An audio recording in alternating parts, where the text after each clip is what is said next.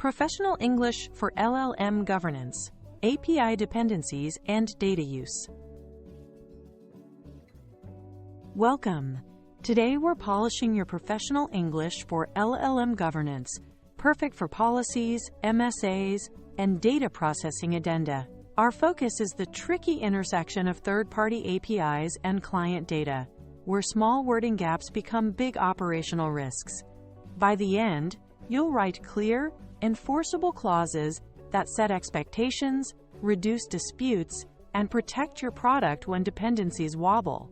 Think of this as your toolkit: plain language, tight definitions, and action-oriented obligations. We'll move from key terms to why they matter to sample language you can adapt. Ready to make your contracts both readable and robust? Start with crisp definitions. Third-party API dependency means your service relies on an external API to function, creating reliance risk if it changes or fails. Client data covers any user-provided content, prompts, files, metadata, outputs tied to that user, and support tickets containing their information. Be explicit to avoid loopholes. Usage restriction spells out permitted and forbidden uses. Example: provider may process client data solely to deliver the service. No training, no profiling, no resale. Clear terms make the rest of the contract enforceable and prevent creative misreadings later. APIs are dynamic. They fail, change pricing or models, or revoke access with little notice. When that happens, your service can degrade, which affects uptime, quality, and potential liability for missed SLAs. A good dependency clause sets responsibilities: who monitors status pages, who communicates incidents, and who bears costs for mitigation. It also requires fallback plans, like retries, caching, or temporary feature limits, so customers experience a graceful degrade, not a hard stop. The goal is predictability, known actions, timelines, and remedies when external components misbehave. Try this adaptable structure. Provider may use the following named third-party APIs to deliver the service. Provider will not materially reduce functionality without notice. Provider shall provide material change notice within X days of learning of an API change that may impact performance, pricing, or features.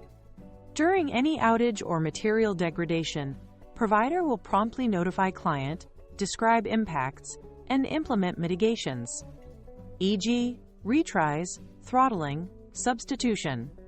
Provider remains responsible for coordination with the API vendor and for keeping client informed until resolution. Keep verbs strong: will, shall, must.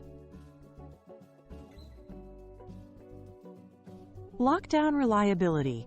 Define uptime targets, e.g., 99.9%, and clear exclusions, scheduled maintenance with notice, force majeure, client-caused issues.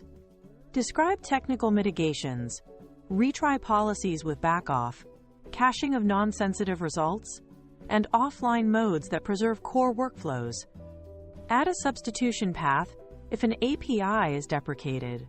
Timeline to evaluate alternatives, proof of concept window, and client approval if functionality materially changes. Tie this to SLA credits or fee adjustments when targets aren't met. Document these behaviors so operations and legal align on exactly what resilience means. Set strict boundaries. Use client data only for service delivery and support, not for unrelated analytics. State: no model training or fine-tuning on client data without explicit written consent. Prohibit resale, profiling, and re-identification of anonymized data. If you need aggregated stats, allow only de-identified statistical usage with safeguards that prevent reverse engineering. Include an ownership line. Client retains all right, title, and interest in client data. provider obtains only the limited license necessary to operate the service. Clarity here builds trust and simplifies compliance reviews. Operationalize privacy. Minimize collection to what's necessary. Encrypt data in transit and at rest. Log access with purpose, actor, and timestamp. Define retention by category: production, backups, and logs. Commit to timely deletion on request or contract end, including verified backup purges. For vendors, require subprocessor disclosure, security reviews, and flow-down obligations. Add a breach notice, prompt detection, initial notice within a defined window, ongoing updates, and cooperation on regulatory filings. Tie all of this to a security standard, e.g., SOC 2 controls, and periodic attestations, so it's auditable, not aspirational. Anchor obligations. Reference applicable laws like GDPR, CCPA, CPRA, and any sector rules, HIPAA, PCI, FedRAMP, where relevant. Give the client audit rights proportionate to risk.